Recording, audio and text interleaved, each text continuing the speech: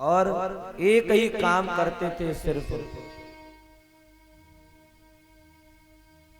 सामने चींटी दिख जाए उसको प्रणाम, कुत्ता दिख जाए उसको प्रणाम, बिल्ली दिख जाए उसको प्रणाम, कोई मनुष्य दिख जाए उसको प्रणाम।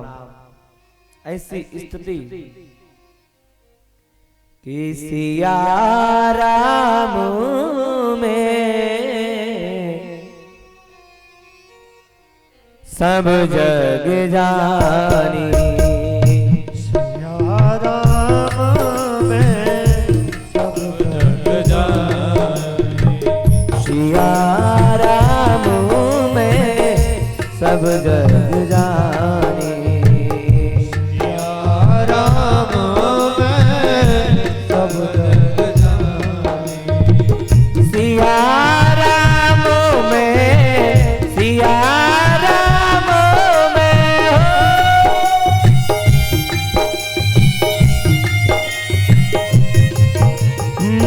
सिया राम में सब जग जानी, करहु प्रणाम जोर जोग पानी, हो प्रणाम जोर जोग पानी, करहु प्रणाम जोर जोग पानी।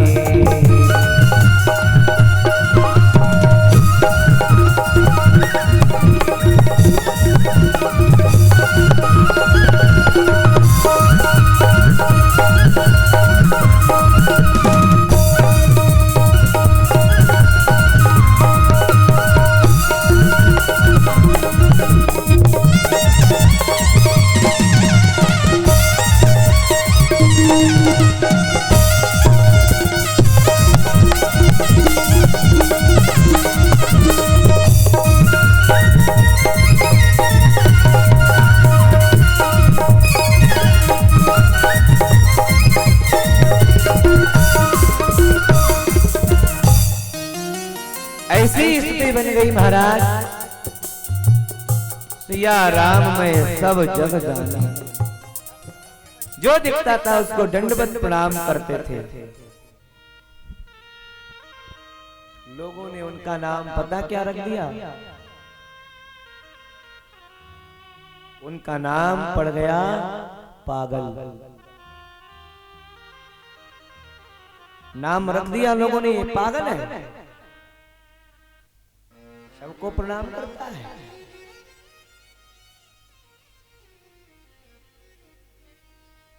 चींटी दिखती है उसको भी दंडवत, कुत्ता दिखता है उसको भी दंडवत, हाथी दिखता है उसको भी दंडवत, मनुष्य को भी दंडवत।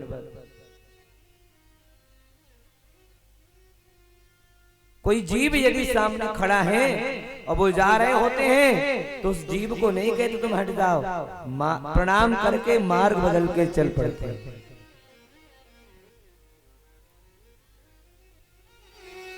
पागल बाबा के नाम से मशहूर हुए वो संत जन। कभी आप जाना, दर्शन करना, बड़ा सुंदर भव्य मंदिर बना है वृंदावन में, पागल बाबा आश्रम, पागल बाबा मंदिर। कभी आपका जाना हो तो जरूर दर्शन करना, वहां देखना।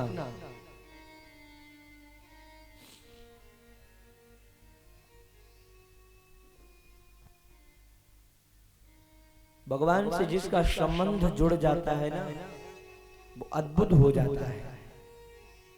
कल मैंने आपको बताया, दर्शाया था कि भैया आपकी भक्ति श्रेष्ठ जब ही समझो जब आपको लोग पागल कहते हैं।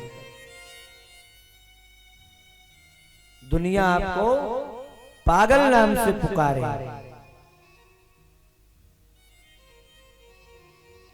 तब आप जानना कि अब प्रभु की कृपा होने लगी है, महफिल में रंग अब आने लगा है।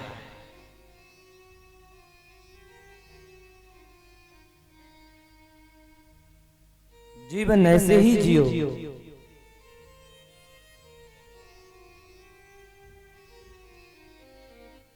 जैसे भी जहां भी रहो केवल स्मरण उसका करते रहो।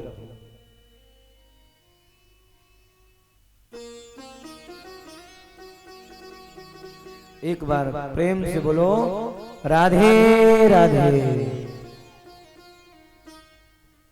आचार्य कहते हैं राजन,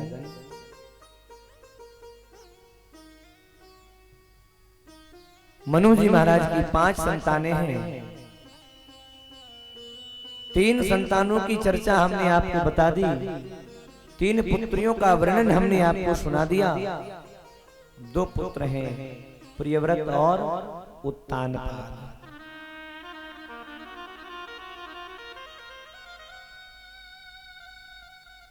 प्रियव्रत का मतलब क्या है? प्रियव्रत का मतलब होता है अपने जीवन में अच्छा व्रत करे, वो प्रियव्रत है। जो अपने जीवन में सुंदर संकल्प करे, अच्छा व्रत कर ले, वो प्रियव्रत है। प्रियव्रत राजा ने राज्य नहीं संभाला, वन में चले गए तपस्या करने। उत्तानपाद राजा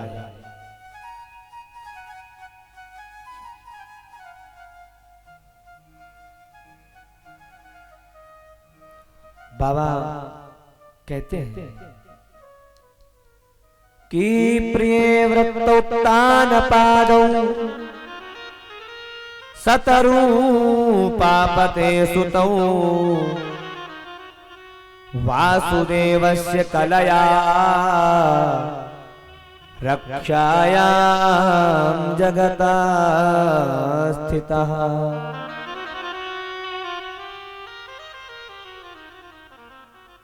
उत्तानपाद का विवाह हुआ। उत्तानपाद की 2 पत्नियां हैं, सुनीति और सुरुचि। सुनीति और सुरुचि दोनों में बड़ा भेद है।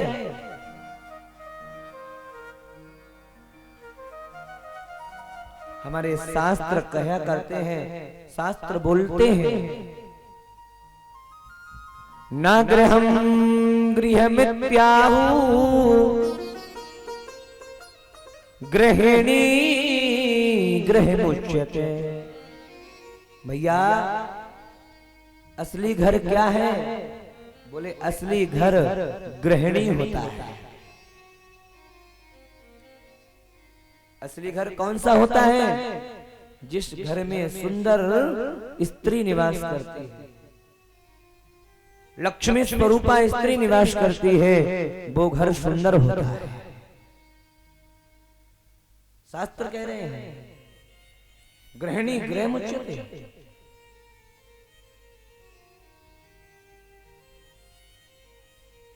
गृहिणी को घर करके।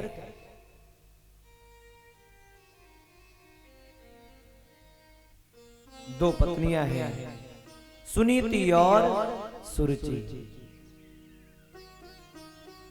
सुनीति का मतलब है जो सुंदर नीति पर चले वो सुनीति।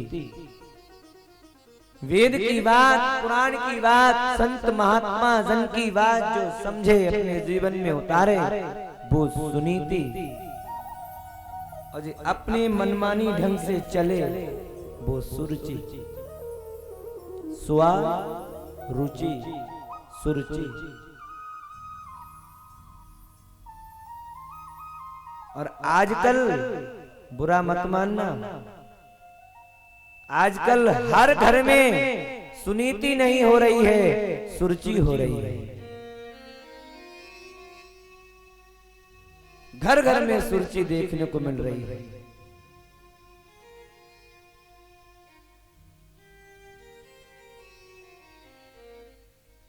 क्या गलत है, क्या अच्छा है, कोई विचार नहीं करता। मुझे क्या प्रिय लग रहा है, मुझे क्या अच्छा लग रहा है, बस यही सही है।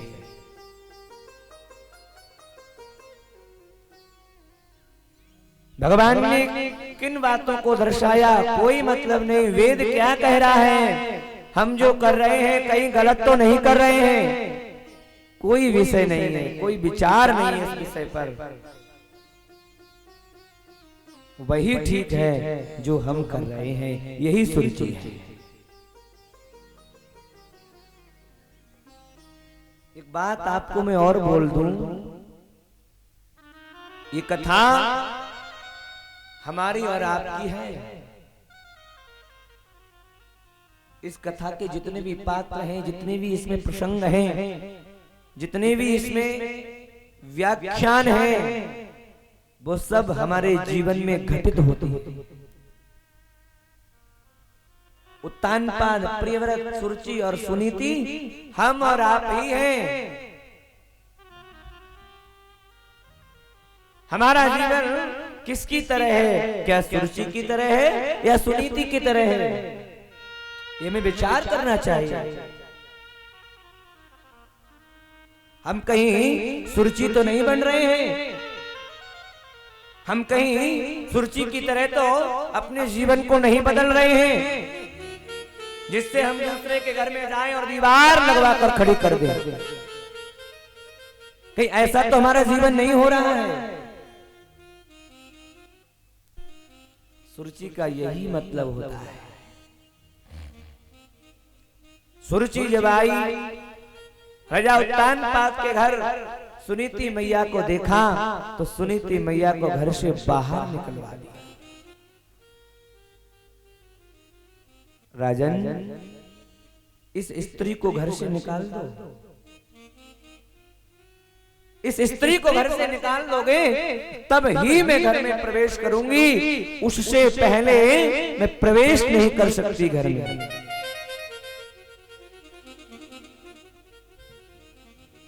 राजा उत्तानपाद स्त्री मोह में डूबा हुआ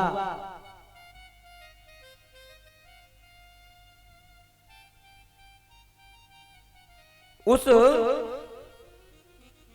सुरुचि के रूप में इतना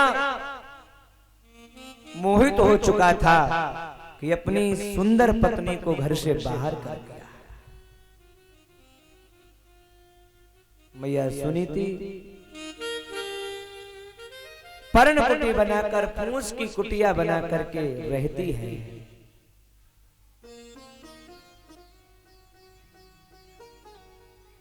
और मैया सुनीति एक ही काम करती है, संतों के यहां जाकर के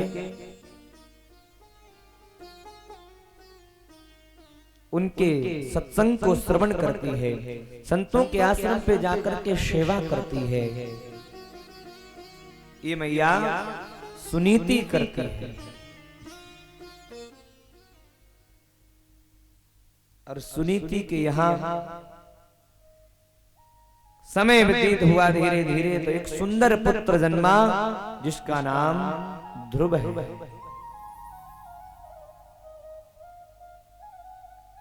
जो सुनीति होता है उसके यहां ही ध्रुव उत्पन्न होते हैं, और सुरुचि के यहां तो भैया दुष्ट उत्पन्न होते हैं।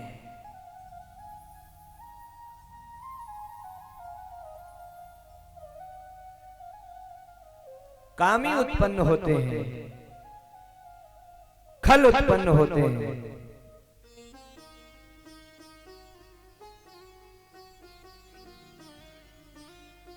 ध्रुव का जन्म हुआ। ध्रुव जी महाराज धीरे धीरे धीरे धीरे बड़े हो रहे हैं। मैया सुनीति अपने पुत्र ध्रुव को, छोटा है लेकिन संतों के चरणों में बिठाती है, सत्संग श्रवण कराती है। हमारे ब्रज में कहते हैं कि होनहार बिरवान के लखत चीकने पात। ये बालक आगे चल करके क्या बनेगा ये शुरू में ही दिखाई दे जाता है, प्रारंभ में ही पता चल जाता है।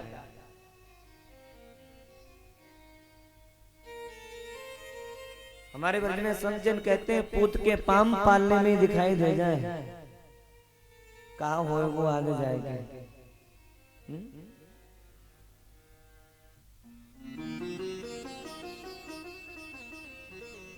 ये कहाँ बने वो जाएंगे, ये पूत के पाम पालने में दिखाई देगा।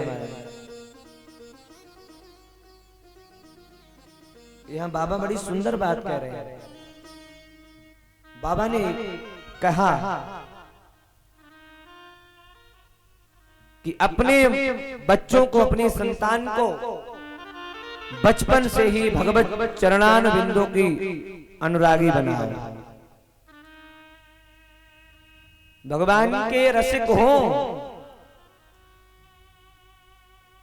ऐसे संस्कार उनके अंदर डालो।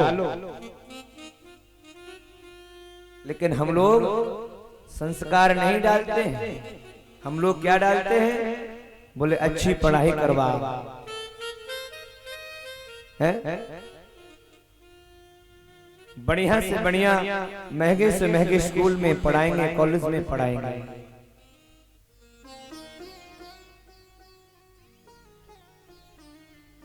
और जो ज्यादा पढ़ जाते हैं ना, जो ज्यादा पढ़ जाते हैं वो अनपढ़ों से भी गए गुजरे हो जाते हैं। ना संस्कार कि कैसे माता से व्यवहार करें, कैसे पिता से व्यवहार करें। कोई अतिथि जन हमारे द्वार पर आए तो कैसे उसका सम्मान करें, भूल जाते हैं अपने घर के संस्कारों को। शिक्षा के घमंड में महाराज फूले नहीं समाते हैं। मैं प्रायः कहता हूं कि शिक्षा से ज्यादा संस्कार की आवश्यकता है। शिक्षा अगर कम रह जाएगी तो क्या करोगे? इतना ही तो करोगे, 50 की जगह 30 कमाओगे। और अगर संस्कार कम रह गए तो अपने माँ बाप का नाम डुबाओगे, जो बहुत जरूरी है।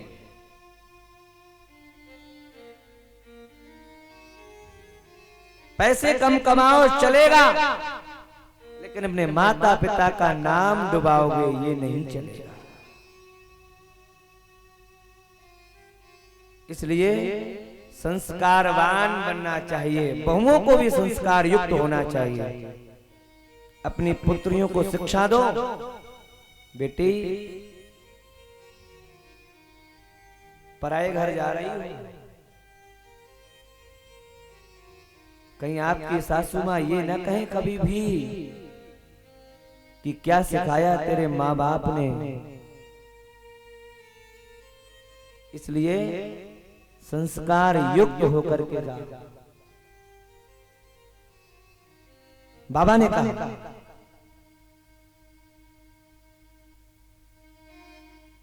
कि माँ तो पिता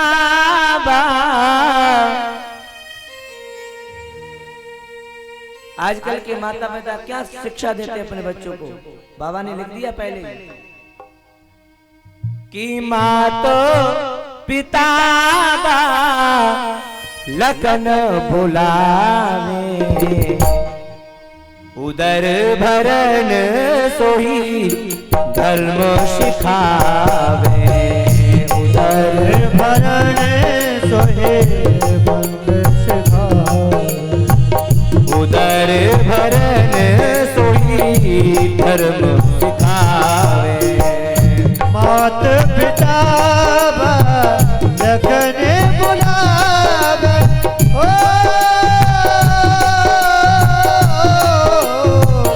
मात पिता लखन बुलावे, उदर भरन उदर भरन सोही धर्म सिखावे।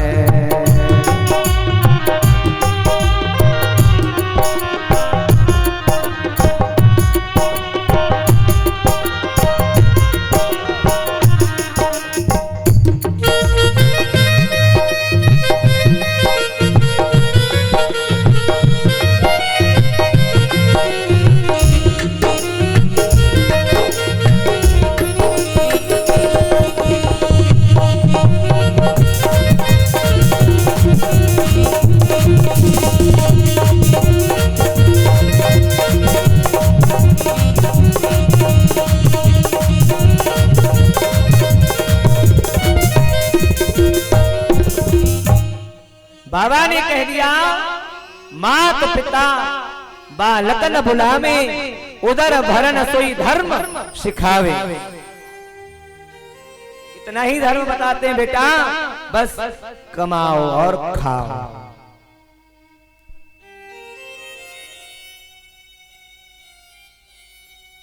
आज बड़ा कष्ट होता है,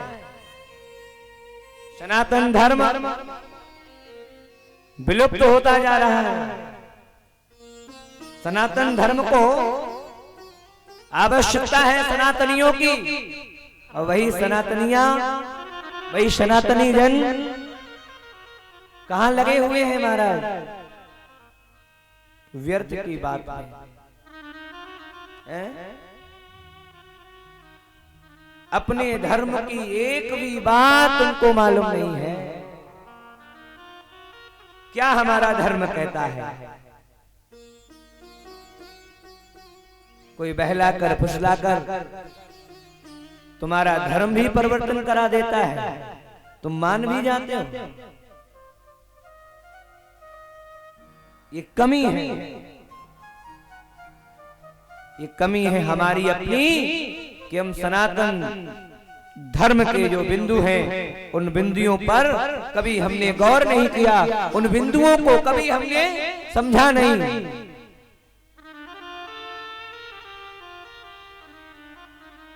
नीति कहती है